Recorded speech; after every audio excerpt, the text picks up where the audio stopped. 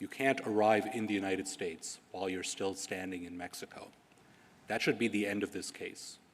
But even if you see some ambiguity in the text, the court's decision in Sale should clinch the case for us. In Sale, this court determined that the protections of the Refugee Convention and the withholding of deportation statute do not extend to aliens outside the United States, and further, that it is entirely lawful for the executive branch to prevent aliens from reaching U.S. soil and claiming those protections. If Congress meant to depart from that territorial approach when it adopted the statute here just 3 years after Sale, it would have said so. It didn't. This court should therefore uphold the metering policy and reverse the Ninth Circuit's judgment. Are there treaty obligations that are implicated by either the metering policy or the issues here? No, there are not, Justice Thomas. Respondents rely primarily here on the Refugee Convention and the Protocol, but there are two reasons for which those don't apply in this case, and those aren't violated by metering. The first is, as this court held in Sale, those provisions simply don't apply extraterritorially. They apply to the return of someone from the United States, not to, in Sale, the return of Haitian refugees who were interdicted in international waters. And secondly, even where that convention does apply, what it prohibits is returning someone to a foreign country. Metering doesn't return anyone to Haiti or Guatemala or wherever the person might be coming from. It just says you can't set foot in the United States. I'm not sure that I understand how you can say that we're not violating our treaty obligations with your reading, and why Sale, you think Sale protects you. Sale very clearly says that U.S. asylum and withholding protections apply to those who reside in or have arrived at the border of the United States. It also explained that refoulement means a defensive act of resistance or exclusion at the border, not merely returning a person to a country. Now, the Refugee Act was passed in response to the MS St. Louis situation, which was a ship in 1939 carrying over 900 Jewish refugees that landed in Cuba. The refugees weren't permitted to unload themselves. It then came to the coast of Florida, and the U.S. wouldn't let it dock at all right, and turned it back. And it did the same in Canada. Canada wouldn't let it dock. So the Refugee Act was passed to ensure that people who arrived at a border and knocked on the door, because that's what you're saying, these are people who come to the line. There's an agent standing at the line that's open to everybody else except refugees, correct? They're letting in workers with permits to come into work. They're letting everybody else in, but they're not permitting the people who come to the line, to the door, and knock on it, who want to claim refugee status. You're saying we're not going to inspect you. How does that not violate the Refugee Treaty Act or the spirit of the St. Louis UN Convention? To start with the statute doesn't say arrive at the door. No, but it says arriving in the U.S. in various provisions. The inspection provisions says all aliens who are applicants for admission or otherwise seeking admission or readmission or transit through the U.S. shall be inspected by immigration officers. So various provisions of 1125 also speak about aliens arriving.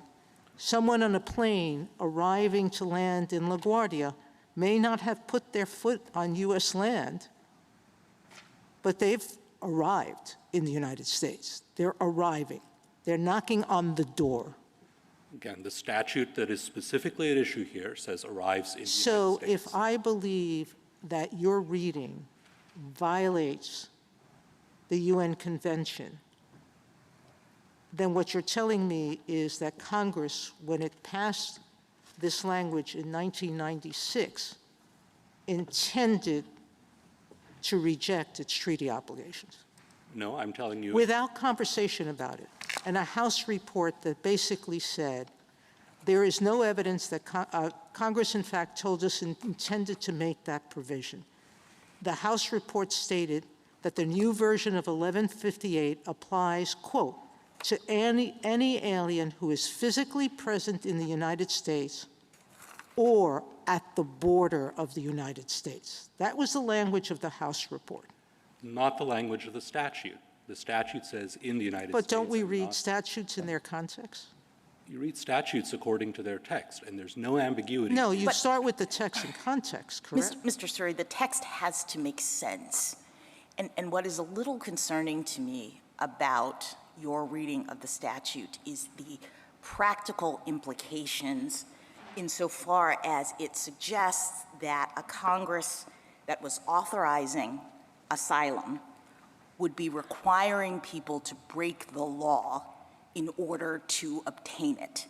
So imagine a polite asylum seeker who wants to do everything by the book. He approaches the border, but does not cross, precisely because the law says you are not supposed to enter the United States without authority.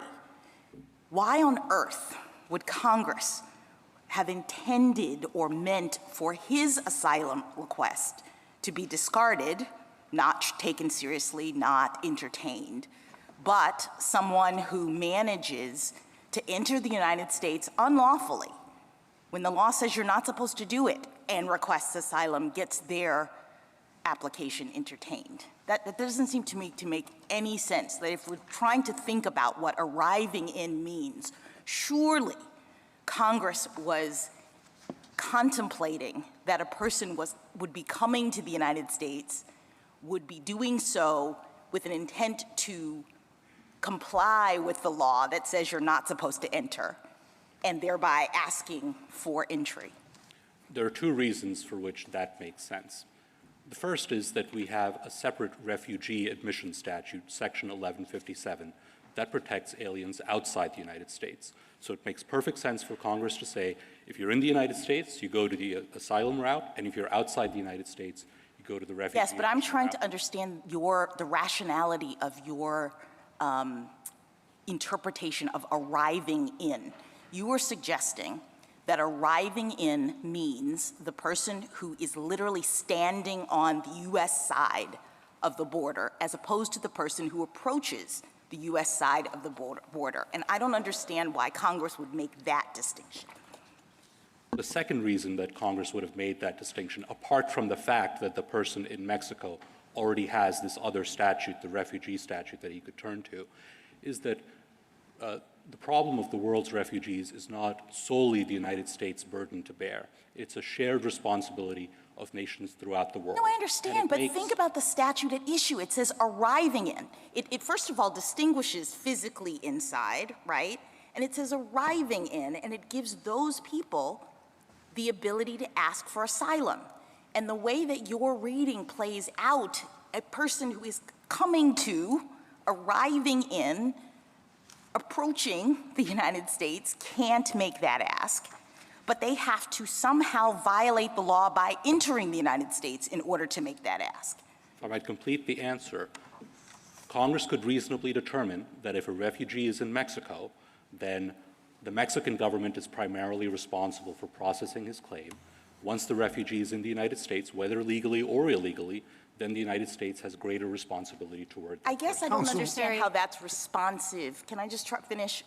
I don't understand how that's responsive to my point, which is the person who is arriving in the United States asking for permission to enter is not necessarily, quote, in Mexico in a way that implicates all the concerns that you're talking about. Yes, he is physically standing in Mexico, but imagine a person who has a placard on their body as they approach the border that says, you know, I would like entry, I'm being persecuted in Mexico. your suggestion that the United States would say, unless you can figure out a way to illegally cross, we're not going to entertain that claim, seems very peculiar. It seems to me that the premise of the question is that there is something improper about blocking someone from completing the arrival. The premise of the question is that arriving in has to mean something. Yes. And to suggest that it means that you have to actually illegally cross doesn't make sense. There are other penalties that apply to people who illegally cross. It's a crime to illegally cross into the United States. And the fact that someone has illegally crossed into the United States can be taken into account when the person is making the asylum application. Precisely. Sorry, please. Counsel, the statutory language, is it arriving in or is it arrives in? It arrives in. Okay, thank you. Mr. Suri, if Justice Kagan? I don't think you had much of a chance to answer the part of Justice Sotomayor's question, which I am interested in, about the treaty obligations, and particularly how the treaty obligations should or should not be interpreted in light of the St. Louis incident that gave rise to the treaty. The treaty was a compromise between the interest in protecting refugees and the interest in protecting national sovereignty. And the compromise that was reached was, we're not going to require nations to admit anyone into the country, but we're going to forbid sending people back to other countries once they have already entered that country. And here, the treaty doesn't apply for two reasons. One, the individuals at issue haven't entered the United States. And two, they're not being sent back to any foreign country. They're just being denied admission to the United States. I would also note that even on any interpretation of the statute, the St. Louis situation wouldn't be covered, because there's a parenthetical in the statute that talks about people interdicted in United States or international waters, and they're covered by the statute only if they're brought to the United States. So in the St. Louis example, those individuals were not brought to the United States, and therefore they'd be outside the scope of the statute, I think, even on respondents' reading. I think Justice Jackson's question got at the fact that your interpretation privileges someone who illegally enters over someone who legally comes close to the border. And why would Congress privilege someone who illegally enters the United States? Can you answer that directly? I think it's a bit unfair to say that we're privileging people who illegally enter, because people who legally enter are being treated better than people who illegally enter. I got that distinction. The distinction is between the illegal entrant and the person who lawfully gets very close and wants to follow the rules. That person is disadvantaged as compared on asylum as compared to the person who illegally enters. And the question, as I understood it, is why would Congress do that? So what's the answer? Two answers to that. The first is we would deny that the person is being privileged, because metering is not saying to the person, the polite asylum seeker, in Justice Jackson's words, you can never enter the United States and your only option is to enter illegally. It's saying our port is at capacity today, try again some other day, and that time when that person comes in, that person could come in legally. The second answer is that Congress could reasonably determine that the United States has greater responsibilities to aliens in the United States than to aliens in Mexico. That's how sovereignty is divided among nations in the world, and whether you got here legally or illegally, Congress could say we have greater responsibilities once you're within our borders. More generally, or separately, I guess, what is the problem, what was the problem that was trying to be solved here when this policy was put in place? The policy was put in place in 2016 when ports, which might have a capacity of something like 50 or 100 people, holding capacity of 50 to 100 people, were facing lines of aliens far larger than that. And those individuals were demanding entry at that particular time, and ports were overwhelmed. Sometimes they didn't have enough food to feed the people arriving in the United States. Sometimes they didn't have beds in which they could sleep. They didn't have places where they could hold them. So it was necessary for the ports to say, sorry, we're at capacity, try again some other time.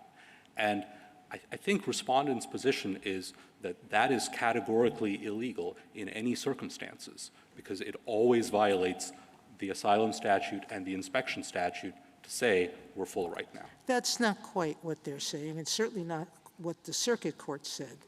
What the circuit court said was, we have a law that permits the United States to have people reside in Mexico or stay in Mexico while the application is being considered. So there is already that remedy for the government, correct? There is a contiguous territory return provision, but Exactly. And what the circuit said is, it's okay for you to say, stay somewhere else while we process this. What you can't do is do what the statute doesn't permit you to do, which is not to inspect me at all. The circuit said you can make a list of people and have a rational basis to tell them to come back in a particular time. But instead what you were doing was saying, you alien, we're not going to even consider your application. We're not going to take your number. We're not going to do anything. We're just going to turn you back. We're going to be the ship on the MS Lewis and ship you back to be killed wherever you end up. And that's what the statute doesn't permit. Now, you mentioned— Can I answer that? Yes. That's an argument that SAIL was wrongly decided, because that's exactly what the United States was doing in SAIL, shipping people back to Haiti. No, because the SAIL made very clear that the UN obligation is, if you're a refugee who's arriving at the port of entry, if you're knocking on the door and I'm staring you in the face, you have an obligation to at least listen to my application. And you can tell me to wait, you can put me in a safer place to wait, you can do a bunch of different things. What you can't do is just turn me back from the border. And the second answer is, we're not shipping people back to Haiti or whichever country the person might be No, coming you're just from. telling them walk back. No, we're not So telling them anything. the people on the St. Louis could have swam back. They happened to be on a boat. But that's what we did. They were off the coast of Florida, and we didn't let them dock. We didn't let them dock and take and interview them at all. We didn't consider whether they were being persecuted. And the majority of those people were shipped back or had to go back from where they came and were killed. That's what we're doing here, isn't it? Like the court in SAIL, I do not deny the moral weight of claims made by refugees, but that is not the question before the court. The question So before tell the, me Could would you complete your answer? the question before the court is, what obligations did Congress impose in the asylum and inspection statutes, and those refer only to aliens who arrive in the United States. May I ask you a question about the statute and about that answer? You know, I totally get that if you just look at the language who arrives in the United States, it sort of suggests, well, you have to be in the United States. So totally get that. It does seem to me that this statute, you don't have to be a superfluity hawk to think that this statute has a massive superfluity argument, problem. Because the way you're understanding that second phrase, the statute ends up saying essentially any alien who was in the United States or who was in the United States. So what led to that kind of superfluity in this statute, and how are we to understand it? It really, if you just sort of, it can't mean that, so the in the United States must mean something else. I agree that the arrives category is a subset of the present category, but there are a few different reasons why Congress might have mentioned that subset, the same way it mentions subsets in other statutes that refer, for example, to money or property. One reason is that the arrives category is subject to special rules that other applicants for admission are not subject to. For example, they're automatically subject to expedited removal if they are inadmissible. So when the statute 1225 is talking about the arrives category repeatedly in later provisions, it makes sense to mention them separately in the definitional provision. The second reason is that immigration law has historically drawn a distinction between deportation proceedings for people in the interior of the United States and exclusion proceedings for people who've just arrived in the country. This provision, in this provision, Congress might simply have been trying to make clear that both of those are covered.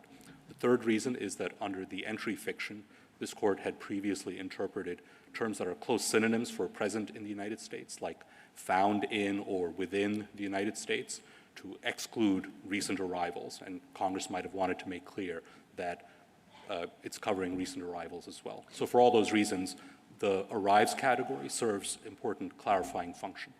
You know, it also serves a sort of confusing function.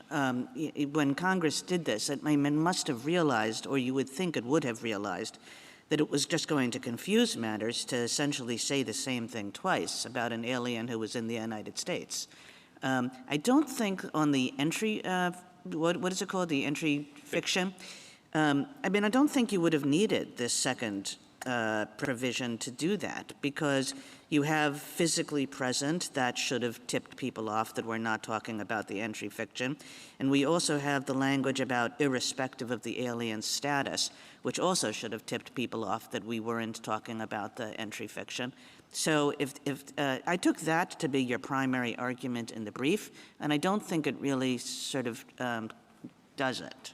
Well, if you're positing that there are already two parts of the asylum statute that are meant to address the entry fiction, then it isn't much of a stretch to say that there's a third piece as well.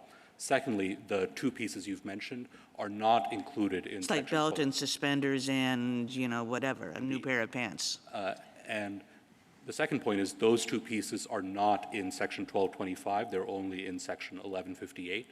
So if Congress had included the phrase arrives in 1225 but omitted it from 1158, then people might draw a negative inference from the inclusion in one provision and the exclusion in the other.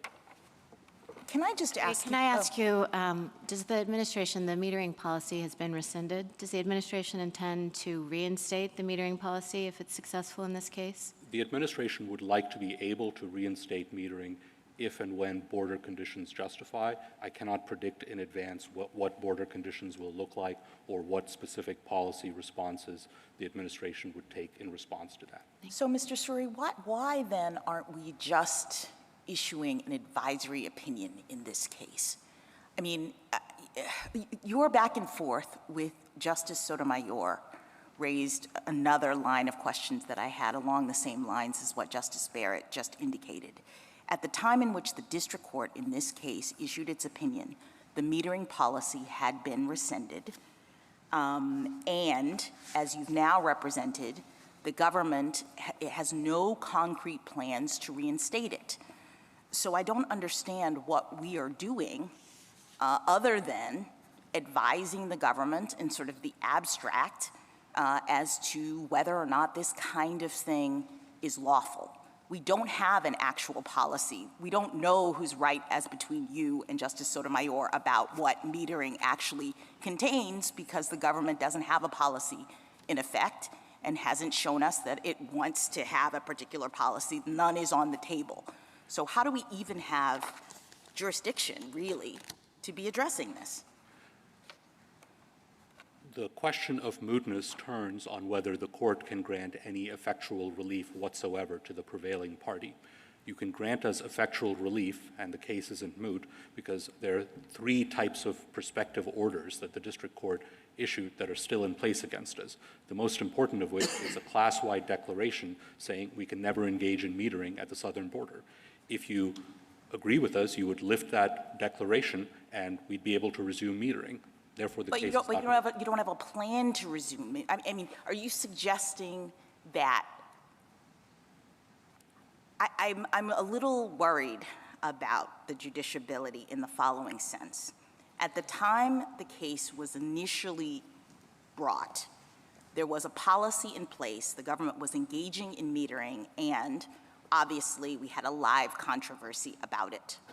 But before the district court issued its opinion, that policy was rescinded. There was no more metering, and yet I think in the record it demonstrates that the parties just sort of said to the district court, well, it would be helpful if you would go ahead and enter your ruling. That's ordinarily not the case, that you don't just have the district court opining on policies that are no longer in effect. So I appreciate that the district court did, and so you would like to get rid of the order, but why wouldn't the right remedy be to just vacate the order rather than having us speak to the merits of it in this way? If you'd like to look at the issue through the lens of voluntary cessation, you get to the same result. Yes, we voluntarily ceased metering at one point. There are no findings about voluntary. The district court did not make findings about voluntary cessation, so I don't know how we could go there. But the test under voluntary cessation is it absolutely clear that the conduct can't reasonably be expected to recur? And that can't possibly be satisfied here because we're telling you we want to do this policy again if border conditions justify it. Thank you, counsel. Justice Thomas? Justice Alito? During the period when metering was suspended, what would happen in the hypothetical situation or not so hypothetical situation you were talking about where a port was capable of handling, let's say, 50 aliens and instead 300 wanted to enter? What was done? What was done during the previous administration differed from what was done during the Obama administration.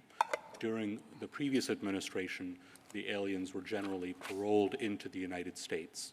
And the current administration has serious concerns about that approach as a policy matter because that means that individuals who may not necessarily be entitled to asylum are allowed to enter the United States without showing that they have a valid claim, and it may be years before the person can be found and deported if that is appropriate. Do you happen to know how many people were paroled? I don't have an exact number on that, but it would not surprise me if it was in the millions. Thank you. Justice Sotomayor? Counsel, the Office of the Inspector General issued a report that said that some of the metering that was not done because of lack of space. It reported on the fact that there were empty beds in at least 2 ports, okay? So Justice Alito assumes the moment in which there were not enough space, but there is a claim that at least one president was using this as a subterfuge for ignoring any inspection whatsoever. Do you have a response to that? Yes, I have 2. The first is that we dispute those facts, and this is at the summary judgment stage, so you can't resolve those disputes in respondents. But we do have an Office of the Inspector General report that says that, correct? True. The second answer is that respondents brought 2 different types of challenges to metering in the lower courts. First, a facial challenge saying metering is never okay, even if done for a legitimate reason. That's the only one before you today. And they also brought an arbitrary and capricious challenge saying even if metering is acceptable when the port is actually overcrowded, you can't use it as a subterfuge. That's not before you today. All right. The language at issue here was passed in 1996. In 1998, the government modified its regulations to define an, quote, arriving alien as an applicant for admission coming or attempting to come into the United States at a port of entry, which is consistent with the policy that had been followed since 1980, I think it is, when the Refugee Act was passed, correct? Not correct. The courts said in Cardozo-Fonseca, when it was talking about the 1980 Refugee Act, that the asylum statute applies only to aliens in the United States. But the regulations have always been treating aliens who knock on the door at the port of a legitimate port of entry, have up until the metering policy, were at least giving them the opportunity to claim asylum, correct? I'm sorry, that's not correct either. The regulation refers to an applicant for admission, and an applicant for admission. All right, we're back in the same circle. Yes. All right. Justice Kagan? I'm going to take you back to the statute, Mr. Surrey, and the superfluity problem. You said to me the second phrase should be viewed as a subset of the first, and I want to understand what you mean by that. What does the first include that the second does not? It includes individuals who may have arrived in the United States a long time ago, but the process of arrival has been completed. The person would be present in the United States, but the person doesn't arrive in the United States. Is that really what you're saying? Is that your best? Because it strikes me that that's actually a better argument than the ones you've given so far. That the first phrase is people who have been here for some time, and the second phrase is meant to refer to people who sort of may arrive right now after this statute has gone into effect. If you're intent on giving these provisions non-superfluous meanings, then we think that's the Well, right that's a way good to thing go. to be intent on. I mean, because this is really not like a kind of, oh, like Congress didn't see that it was doing the same thing in two different parts of the statute. I mean, these phrases are like right next to each other, and they must have meant, if you're right about what arrives in mean, I'm looking for a theory as to how that doesn't repeat what the first phrase does. It's a subset, but that's different from saying that it has a completely different meaning and includes people who don't fit in the first I got category. that, but you're essentially saying that the second phrase is a subset that's meant to respond to the fact that they've just put in a provision for expedited removal, which focuses on the same group of arriving people. Correct. Right?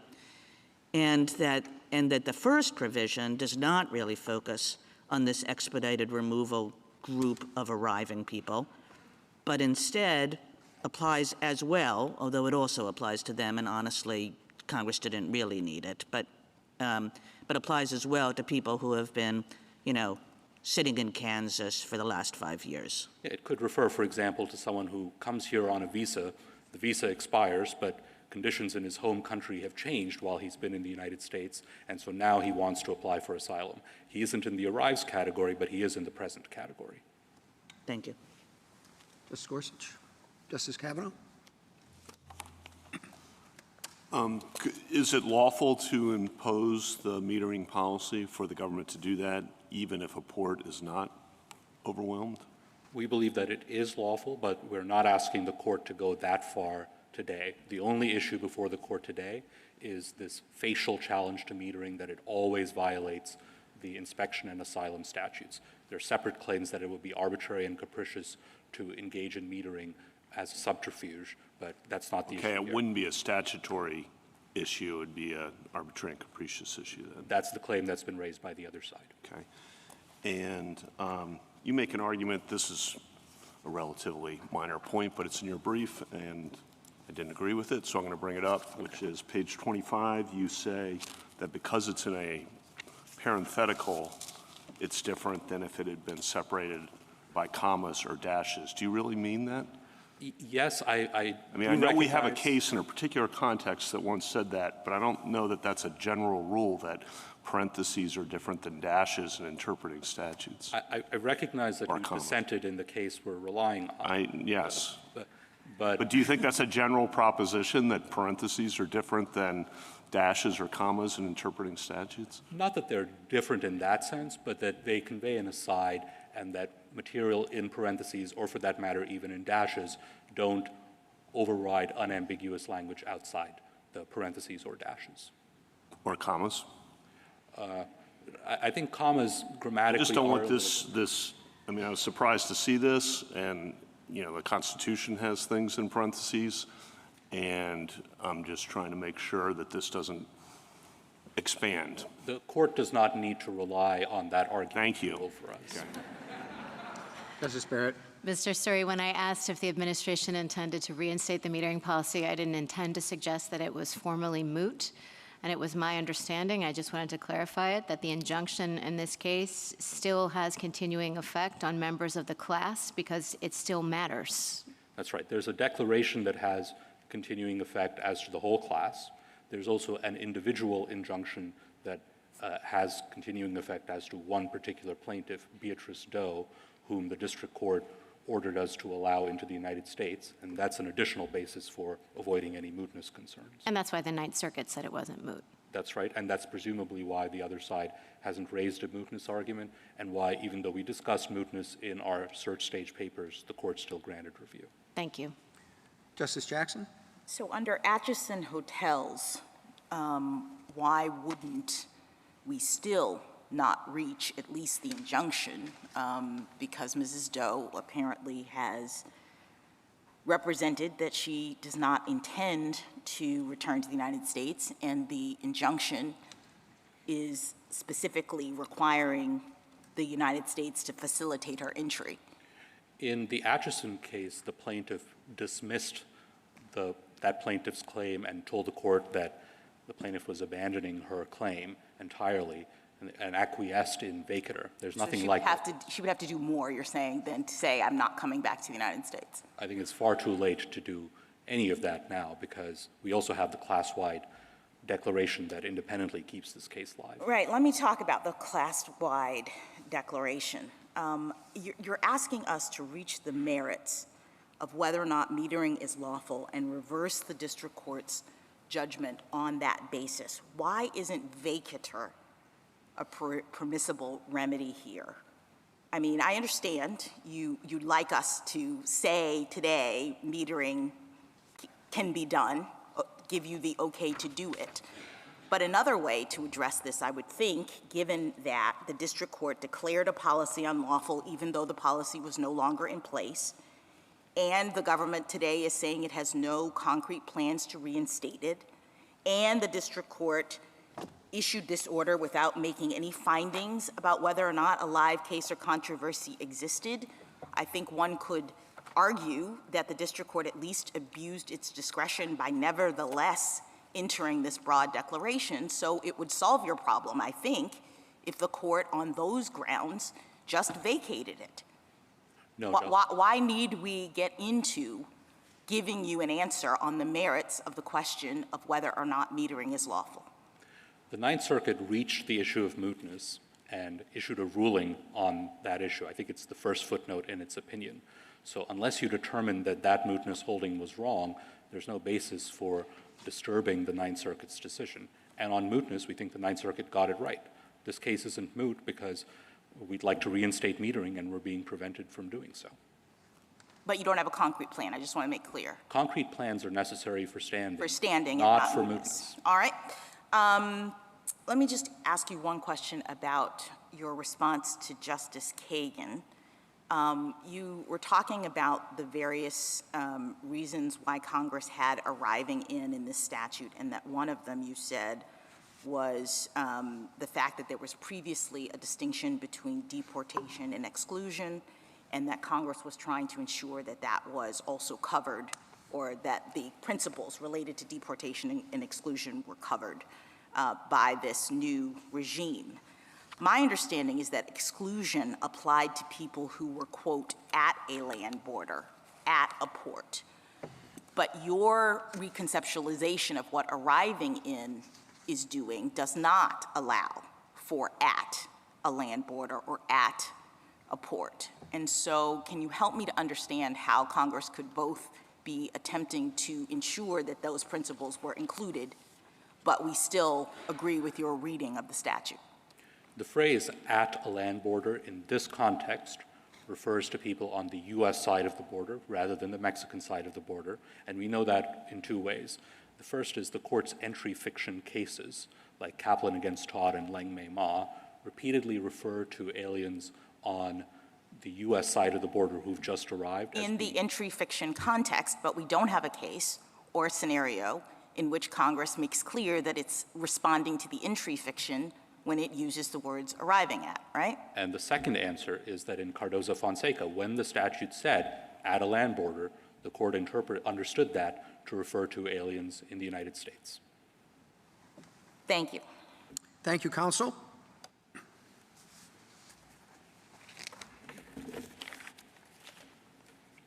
Ms. Corcoran? Mr. Chief Justice, and may it please the court. In the 1980 Refugee Act, Congress established a statutory process for non-citizens fleeing persecution to seek protection in the United States.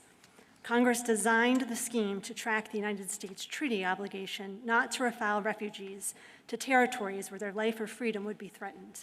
Because refoulement includes, to quote Sale, defensive acts of resistance or exclusion at the border, the Act requires immigration officers to process claims not only for non-citizens already present in the country, but also for those arriving at ports and elsewhere along the border.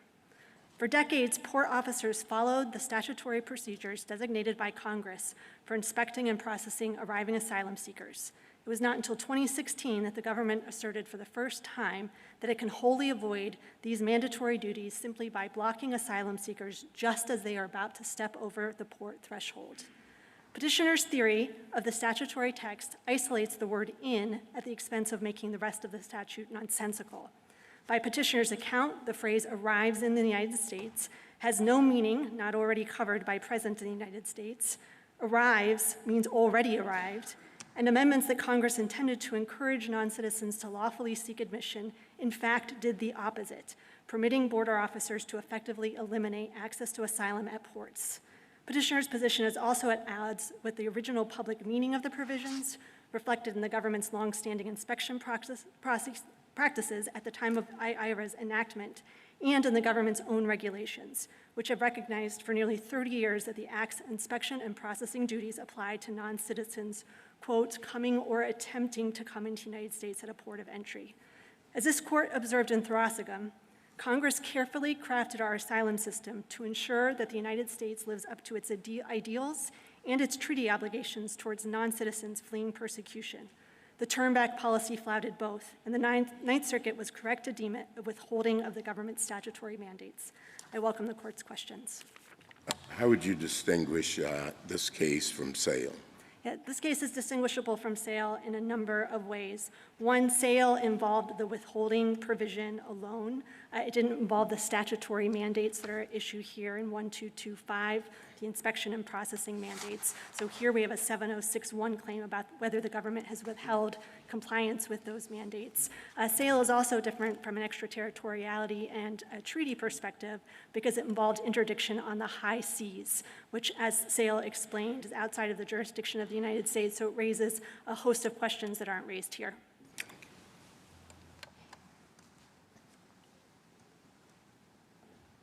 I'd be happy to address some of the points my friend made. Could you address 1157? Yes. So 1157 is the refugee program. My friend takes the position that we have collapsed the distinction between the two. Our position reflects the way that 1157 and 1158 operated from 1980 to 2016. So for 36 years, no one was concerned about the distinction being collapsed, and that's because they serve two entirely different functions. Section 1157's refugee program is entirely elective. The president chooses whether to admit refugees. It's not something that refugees in other countries can apply for. It's decided between the countries. There are a host of benefits you get if you are admitted through that program, but 1157 is not the provision that implements the Article 33 obligations. That happens through the asylum processing that's under 1225 and 1158. And that asylum processing is also how you determine whether someone is entitled to withholding. Mr. Suri gave some responses to Justice Kagan in saying that there's a subset of people who are arriving in the U.S. who are, as opposed to longstanding people. The problem with that is those people who are arriving, he says, are present in the U.S. So I'm not sure how his answer gets you around the surplus problem. Yes, I agree. My friend made a number of new arguments about surplusage that weren't in the briefing, and I think that is one of them. But I would note exactly what you said. Making it a subsection doesn't mean that it's not redundant. It's still entirely redundant. Well, that's true, Ms. Corcoran, that it's a subset, and so there's still redundancy. But I suppose if Congress in IIRA had just created this big deal about expedited removal and said that expedited removal was what arriving people got, you know, it might be that they just wanted to emphasize that just because you were that you were subject to the expedited removal procedures did not mean that you still couldn't apply for asylum. So the fear, if you might say, is that if they had just had that one physically present provision and struck out what had previously been in the statute, the arrive at the port provision, somebody might have thought, like, all these people that are now being subject to expedited removal do not have the right to apply for asylum. And this provision is supposed to make clear that they do. There's no reason for the inspection mandate to need to make that clear because 1225B, the asylum processing section, it's in B12A, has a whole process in place for how you assess asylum claims by arriving aliens. So that credible fear interview provision says if an immigration officer determines that an alien who is arriving in the United States has expressed a fear of future persecution, then the immigration officer shall refer them for a credible fear interview. And then there are a host of provisions that explain how that credible fear assessment plays into expedited removal. So there would be no way that someone could read the entirety of 1225 and be concerned about how it applied to arriving asylum seekers. Can I ask you a question? I feel like there's some slippage between arriving and arrives, and as the Chief Justice pointed out, the language is arrives in. I mean, arriving sounds more in the process of. Arrives in sounds more like you've reached your destination. How do you know, under your theory, when the person is close enough that we could say they have arrives in or arrived in the destination? I mean, what if there's a queue and they're far back, or what if they arrive not at a port of entry? How close do you have to be to the border? Could you say that someone arrives in the United States if they're at a portion of the border that does not have a port of entry? Like, what is it? If it's not crossing the physical border, what is the magic thing or the dispositive thing that we're looking for where we say, now that person we can say arrives in the United States? So I'm going to try and keep that in order in my head, and I'm going to start with the first point, which is actually, it's the arrives in is the tense that triggers the inspection under 12258. But is arriving in is the language that triggers the credible fear interview. So that's the provision under 1225B that mandates asylum processing within the context of expedited removal. As the government acknowledges, and I think Your Honor just said, is arriving in does suggest a process. And in fact, that's exactly, that determination is what's happening under the turn-back practices. So they have immigration officers standing at the border asking arriving non-citizens, what's the basis for your admission? They get right up to the borderline. And if they say, I'm here seeking asylum, then the border officer turns them away when, in fact, 1225B says that if the immigration officer determines that the person is seeking asylum, he shall refer that person to a credible fear interview. So that argument stands separate from the inspection mandate. Now, what used to happen is that you'd have inspection, and that's how you'd find out someone had a fear, and then that would trigger the credible fear interview. But both of those provisions are at play here. Okay, can you answer the question about what is the dispositive thing that has to happen to say that someone arrives in? Yes, so a person arrives in the United States at a port of entry when they are at the threshold of the port's entrance about to step over. So they are arriving there. I think that's consistent with ordinary meaning. I arrive at my house or I arrive in my yard when I'm going through the gate. Now that process of arriving is interrupted by the border officer physically blocking them from completing the arrival such that the person never arrived, but the process of arriving is beginning at that moment. And is that just for the person? I mean, if there's a line, you know, and you're far back and you hear, oh, no, we can't cross the border today, have they arrived in and been turned away, or is it only the person initially told? And how could it be something different if you arrive at a port of entry versus if you cross the border or you arrive on the other side of the border, the Mexican side of the border, but say cross into Texas or try to cross into Texas where there's not a port of entry? Yeah, so to start with the hypothetical where you have a line growing, I think that our position is not that arrives in the United States is doing no work at all. The question is what arrives in the United States at a port of entry means. And I think that means you have to be at the threshold. If I'm in a line waiting to get into my house for some reason, into my yard, and I'm half a block back, I haven't actually started the process of arriving in because I'm in a line waiting to get there. So I think, you know, if the word was being passed down a line that's going over the bridge and people are turning away without actually getting to the threshold, they wouldn't fall under the statutory inspection mandate or processing mandate. The second question, I think, has to do with how arrival looks between ports. As a practical matter, the borderline isn't generally delineated in a way between ports that would allow for this kind of discernment about have you reached the threshold of the port. Doesn't the statute say whether or not at a port of entry? Yes. So I was going to get to that part next. So we take out at the port of entry when we're talking between ports, and the question is, what does it mean to arrive in the United States? I think you would have to be at a place where you could, in fact, cross.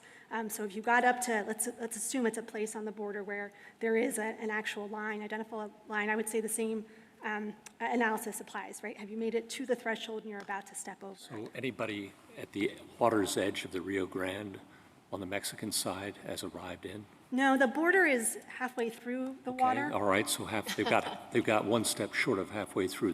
They've arrived, but somebody who's on the water's edge has not arrived. Yeah, I think that's right. So you're looking at being at the threshold of when you're going to cross. And so the somebody who's at the fence has arrived in, but somebody a step away from the fence has not arrived in? Well, so the fence, if we're talking about the border wall, Yeah. that is, the border wall is entirely on the interior, so in fact, anyone who gets to the border wall They're already is in. also physically present in the So United anybody States. who's arrived at the fence is in?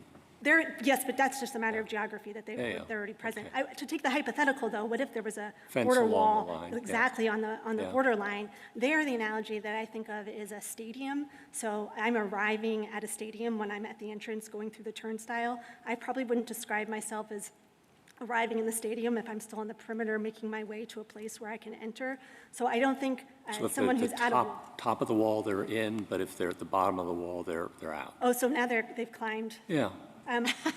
No, I'm just trying to understand what it means. Yeah, so I suppose... We're going to get these, Yeah. we're going to get, as soon as we decide what it means, we're going to get cases. Well, so as a practical matter, that's not going to be a concern because the wall is in fact within I the understand. perimeter. A hypothetical wall that was on the line and a person had kind of gotten to the top and was about to fall over, I guess, would potentially be The end. arriving. It would be How come somebody who's in the line isn't in?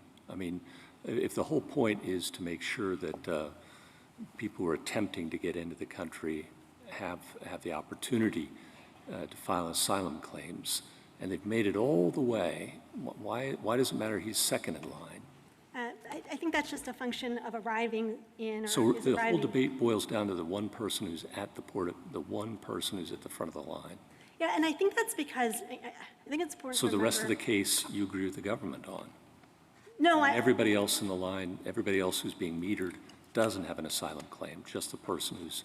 They have an asylum claim, they have to get up to the border to present it. Now, I think maybe the question is if the government was stopping people from getting physically to the line, because if you're waiting in line and you just decide to abandon waiting and you don't actually make it to the threshold. No. These people want to make these claims. They're there. Right. And so they're if being metered and they're told, no, not today. And you're saying the person who's made it up to the inspection officer gets to make that claim, and everybody else who's been waiting there maybe for hours or days doesn't. Well, they just then, once they get up there, can make the claim. But they That's have to when get tell. up there, yeah. Yeah, but there's no reason to think they wouldn't be able to do that. And I think it's important to remember that from 1917 to 2016, 99 years, there was not a single example of a turnback. So what was happening is people would come through the port. At that point, when they were in the port, they would be inspected and processing would happen. So it's an unusual scenario we have here where we have the officers standing there and turning people back. And now we have these expedited removal processes at the border. Yes. So many of them are not getting in at all, but they're coming to the line and they're at least being questioned and permitted to make the claim. Under the expedited, if they were being applied the way they're I supposed think to. your point that you're making is the statute's very clear that anyone in the U.S., now the other side says a foot. I don't know why the foot is magical. I could put my hand through or my nose through. I don't know. Why does a foot count as opposed to a piece of your body count? So if you're up on the top of this wall that's not on the U.S. side. But my point is, in asking or clarifying this question, is arriving at the border means you're knocking on the door, correct? Yes, that is what it has meant for 99 years before. Mr. Surya suggested that's not what it meant, that that's not what the federal regulations said, that that's not what practice was. Was he simply wrong about that? In Yes. reading the papers, I understood that up until 2016, anyone who knocked on the door had the opportunity to make the claim, and they weren't guaranteed success, but they could make the claim. That's right. So the government purports to cite a few earlier cases, which it says support its position. That's Lang Mei Ma, Hong Kai Chu, Meze, the Ellis Island case. All of the cases that the government is citing, its cites are playing fast and loose with entry. So each one of those non-citizens was present in the United States, arrives in the United States, at which point they were subject to exclusion proceedings. That's the statutory process that you got if you arrived and then you weren't actually admitted or physically present in the country. That is all that, we're just looking for the statutory process to be applied to our class members, or we were when this policy was in effect. I just want to make sure I understand exactly. There's a line of 50 people trying to get in. The first one knocks on the door, so maybe he or she is processed.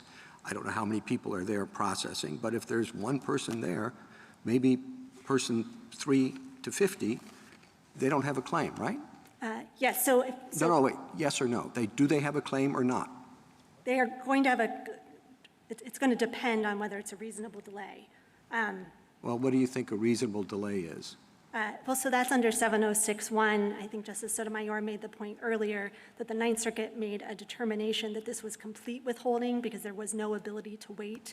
There was no ability to put your name on any sort of meaningful list that would ensure that you were going to. So it's not knocking on the door, it's getting your name on a list. So it's a turnstile if you're at a land port and there's a plaque halfway across the bridge, so not a physical door. But yes, so when you go through the line, if it's working the way it should, you should make your way up to the borderline, at which point you come across and you are processed. Maybe I just don't understand. I mean, it depends kind of on how long the line is, right?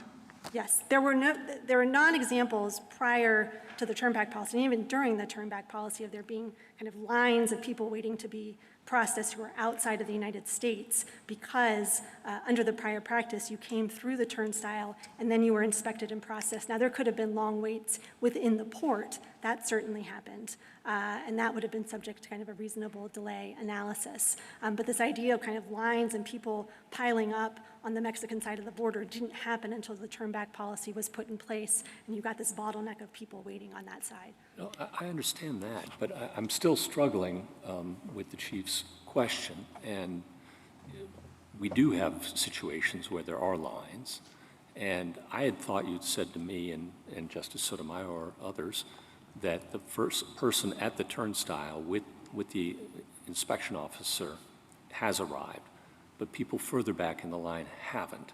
And now I thought I heard a different answer to the Chief Justice, and I'm just wondering, I really do, whatever you think it is, I want to know what it is. I think I was skipping ahead when I answered the Chief's question to kind of the nature of the 7061 claim and the difference between withholding. I'm just curious what arrives in means. Arrives in means you reach their threshold. I didn't mean to create confusion about that when I was answering. Okay, so it's the person at the turnstile, it's the person halfway through the Rio Grande, not somebody 2 people back, not one person back, not one person who can't reach across the halfway point of the Rio Grande, none of that. Yeah, you have to reach the threshold in order to be subject to the 1225 mandates for inspection. So how does that fit, Ms. Corcoran, with 1225B1A(i), which says if an immigration officer determines that an alien who's arriving in the United States is inadmissible, the officer shall order the alien removed from the United States. Now, to me, that suggests not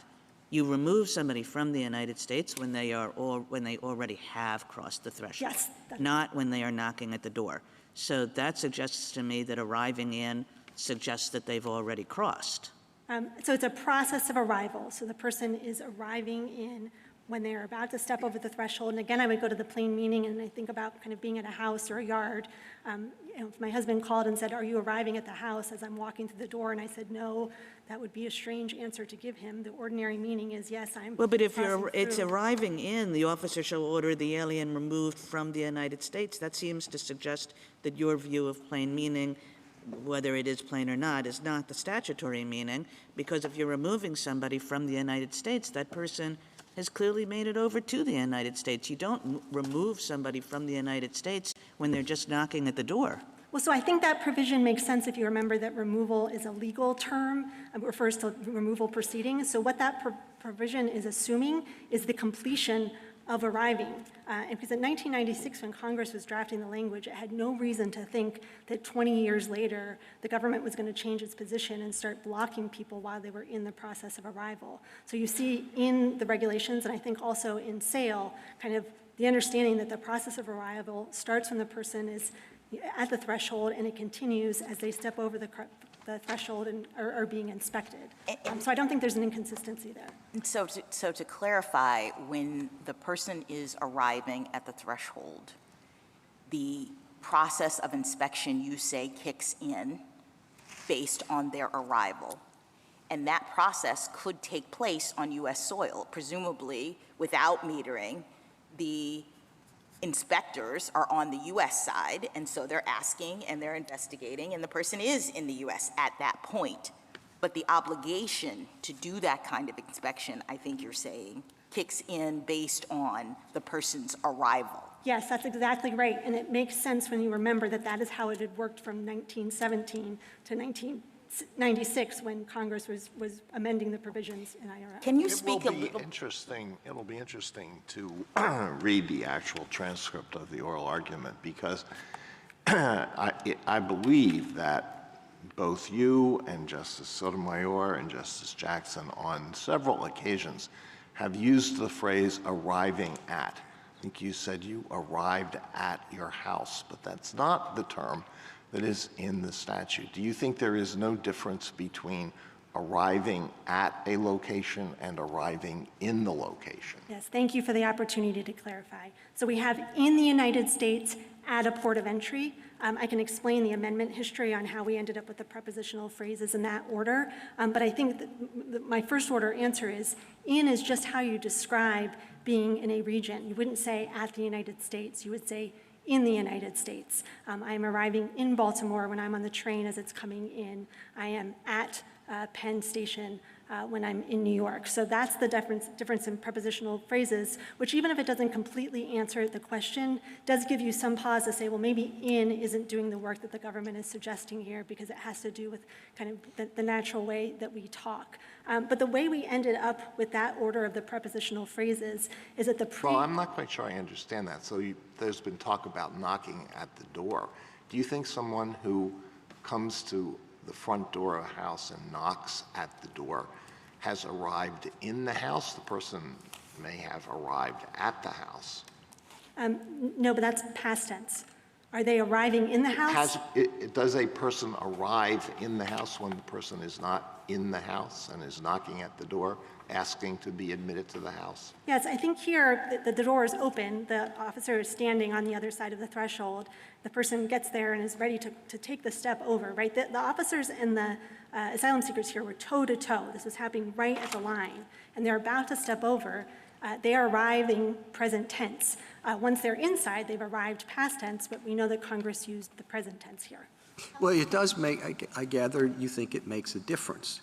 Whether there's a door or a turnstile, you have to be there. If you're at the end of a long line, you're not there. You haven't arrived at the turnstile. Yes. Okay, so then does it matter how many people are processing the arrivals? I mean, how quickly the line's going to move? I mean, it strikes me as a very significant factual question. In other words, it's not, if you're at the end of the line, you're not covered by the requirement to process. Is that right? Yes. So once you get to you have to arrive, and that's just the nature of the language that Congress used. However, if the government was complying with the inspection and processing mandate, people would be going right through the turnstile. There is no stopping or processing that happens at the turnstile under the prior practice. A person goes through, and at that point, so you don't even have to knock? No, there was no knocking. You went through. There was no immigration officer who was stopping you. You're going straight through the open door. You are now in the inspection area. You're in the port. And at that point, there would be perhaps a delay of processing for the reason you say. That delay would be subject to 7061, unreasonable delay. Here we had a complete withholding. But I think maybe where we're getting stuck is kind of the idea that processing is happening at the border. That only happens under the turn-back policy. That's the only situation in which you're going to have immigration officers interacting with asylum seekers on the other side of the border. So historically, if you were at the end of the line, you still went through. There was no line. People just. Right, there was no constant- line. Yes. This exactly. only became an issue, is what you're saying. And so the arrives in wouldn't have had the significance in 1996, is what, based on the historical practice. And now we're trying to figure out what it means when there's a new practice not envisioned by Congress. Yes, that's right. And if I could go back to something you said earlier, which is the logic or the logical problem the government has with treating this kind of the change in language as if it suddenly substantially narrowed access to asylum at the ports. Not only is that illogical, but it defies the express purpose that the text was seeking to achieve, to quote Justice Scalia. We know that the reason that Congress amended 1225A1 was to expand the category of applicants to include people who were already present in the United States and people who entered between ports, because it needed to put them on equal footing. So to read that language as then re-disadvantaging people who attempt to enter lawfully makes no sense at all. Can I ask you, this is a new practice. Justice Kavanaugh just said a new practice not envisioned by Congress. The Chief Justice says we have a significant factual question here about how this actually works. Why wouldn't we wait until we had an actual policy with real facts in the record regarding what's going on?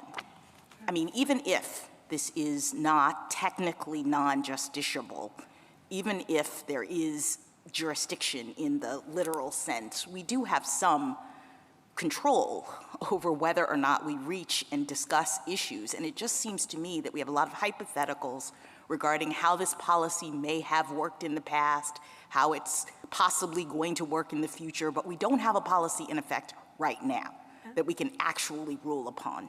So how should we take that into account as we think about this? Yes, thank you, Your Honor. So as we explained in pages 15, I think to 21 of our brief in opposition, this case has virtually no ongoing significance, certainly not for the plaintiffs. Now, the government has sought this court's review because it wants to preserve its degrees of freedom in the future. Right now, the border is closed under other authorities, but maybe if that's not true in the future and conditions change. That is not a reason for this court to grant plenary review. The government suggested— I mean, if the government were to just bring its own action, I think Mr. Suri has conceded that they wouldn't have standing because they don't have an actual plan in place that they're trying to implement. Yeah. What they're doing is saying we have this, essentially extant district court order out there, and at some point in the future, we might want to have a policy like this. So Supreme Court, tell us now whether or not that's going to be unlawful. Yes, that's what they're seeking. That doesn't, in order, as the court said in Camreta v. Green, both parties have to have a live interest in the case in order for the court to proceed. And that explanation doesn't go to how plaintiffs continue to have an interest in a declaratory judgment against a policy that was rescinded 5 years ago. And so I think it's odd to raise the voluntary cessation exception here, where it's the defendants who want to continue Absolutely. to do the policy. Usually voluntary secession is the defendant wanting to avoid the court's orders. And they remove the policy so that the court doesn't order. Here we have them pointing to the voluntary secession as a reason for the court to weigh in on this policy. Right, and it's the government that's saying, the government has control over the extent to which it's likely. Counsel, do you think the Ninth Circuit was wrong to say that it was not moot then? You didn't challenge that in your brief. No, so what the Ninth Circuit said that the declaratory judgment was moot and the dissenting judge agreed.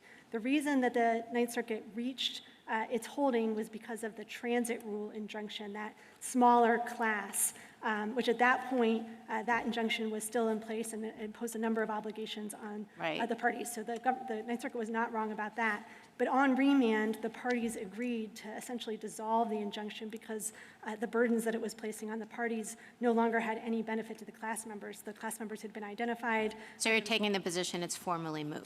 I do think it's moot for the reasons— Why didn't you make that point in your brief? We wrote 6 pages of all the reasons— In the bio? we thought, yes, in the brief in opposition. It wasn't until the reply in support of cert that the government suggested Munsingware vacatur. I'll say we don't object to that. We didn't address it in our brief in opposition because that would be an odd thing for a respondent to suggest. And once the court granted review, we focused on the merits. But to Justice Jackson's point about Munsingware vacatur, we don't have an objection, and I think that resolves all of the government's concerns in this case. Thank you, counsel. Justice Thomas?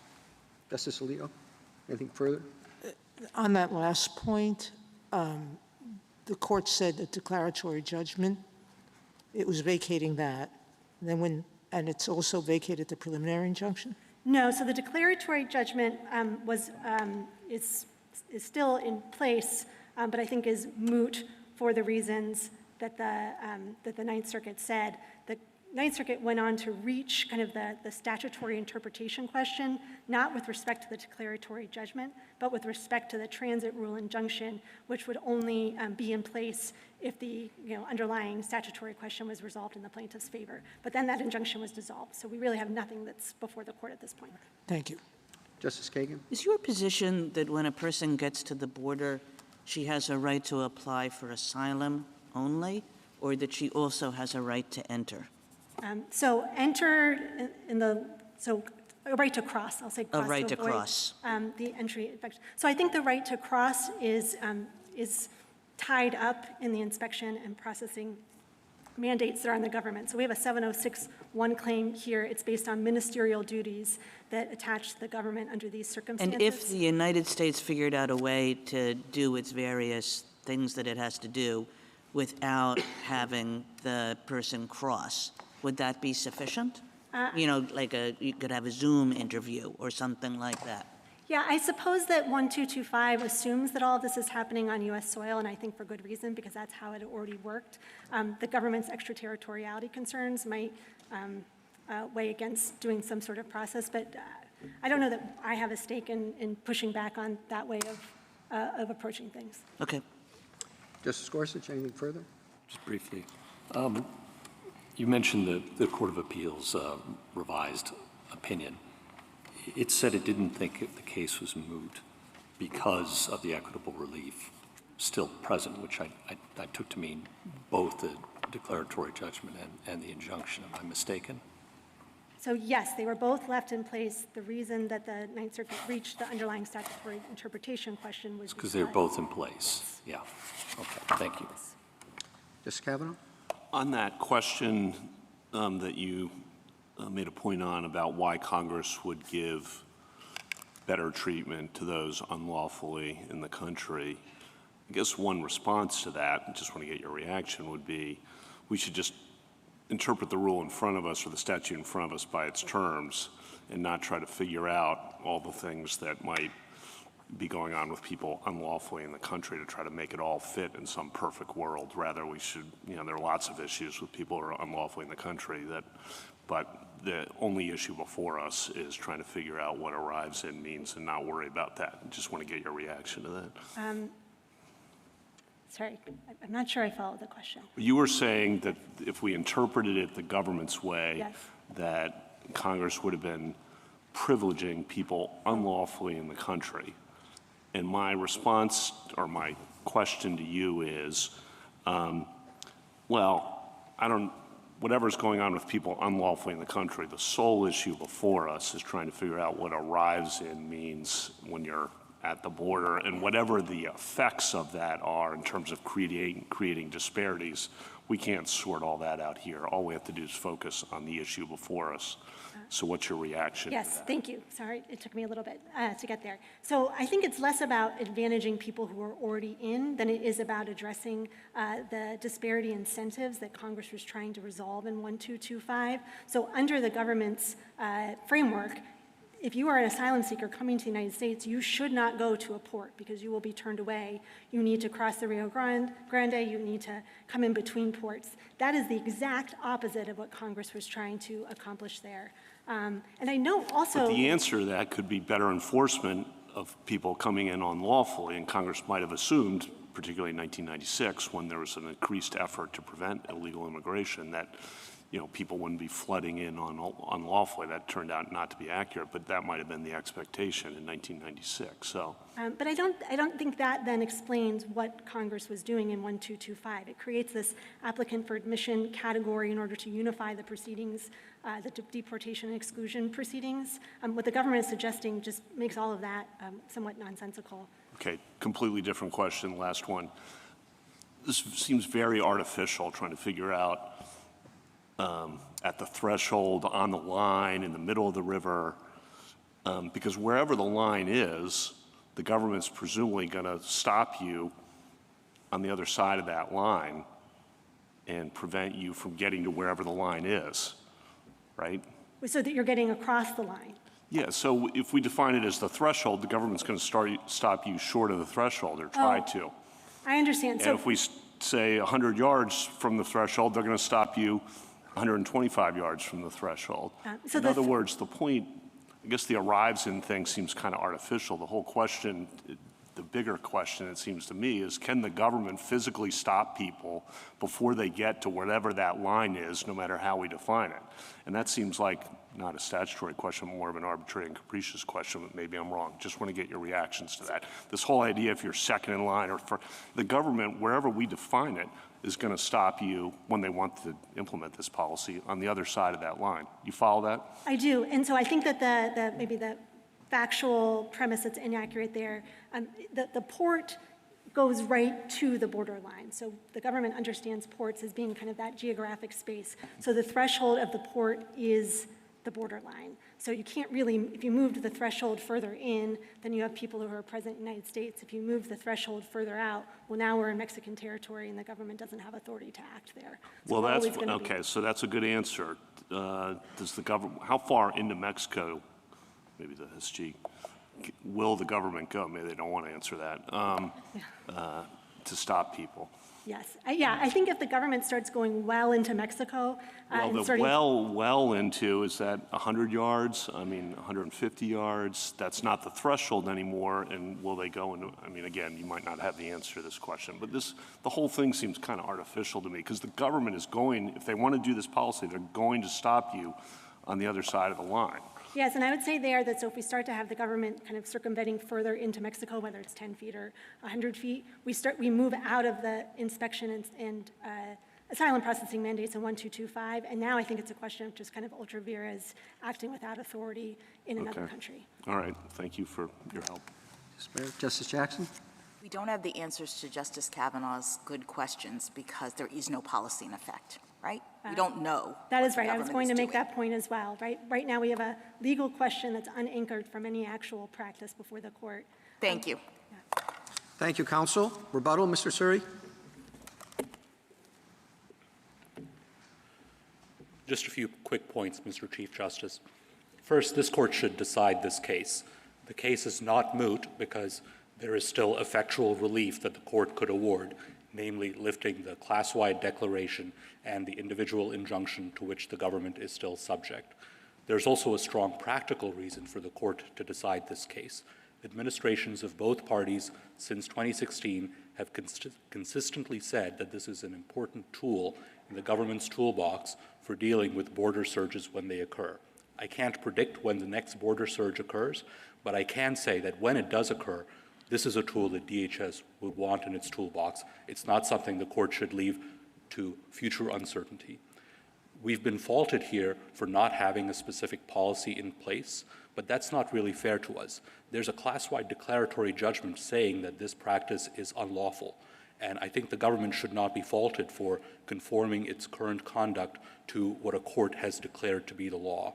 Once that declaratory judgment is lifted, we'll take appropriate steps at that time. Second, the text of the statute should control the court's decision, and that text is arrives in the United States.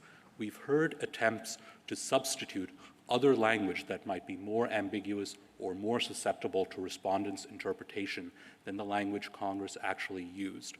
For example, we've heard many references to arriving in the United States, but the specific language at issue here is arrives, not arriving. Further, as Justice Kagan correctly pointed out, there's a separate provision of Section 1225 that says that arriving aliens can be removed from the United States in certain circumstances. And that suggests that even the arriving category is limited to aliens who've already crossed the border. Even if you think that there is some ambiguity in the term arriving, though, the correct approach is to use the clarity of arrives to resolve the ambiguity in arriving. You shouldn't use the ambiguity potentially in arriving as an excuse to ignore the clear word arrives. Similarly, we've heard attempts to replace arrives in the United States with arrives at a land border or arrives at the threshold or knocks on the door. None of those terms are the terms Congress actually used in the statute. Moreover, even when a previous version of the statute said arrives at a land border, this court still interpreted that to refer to aliens in the United States. We've relatedly heard a suggestion that the alien arrives at the port of entry because the port goes right up to the border. We don't think that's accurate. The entrance to the port might be something like a quarter mile from the border. So even if you think the question is whether the person arrives at the port, the person hasn't arrived at the port. More importantly, the real question is whether the person arrives in the United States. Finally, respondents' position raises serious line drawing problems. It's not clear from their position whether you have to be at the front of the line, the back of the line, or the middle of the line.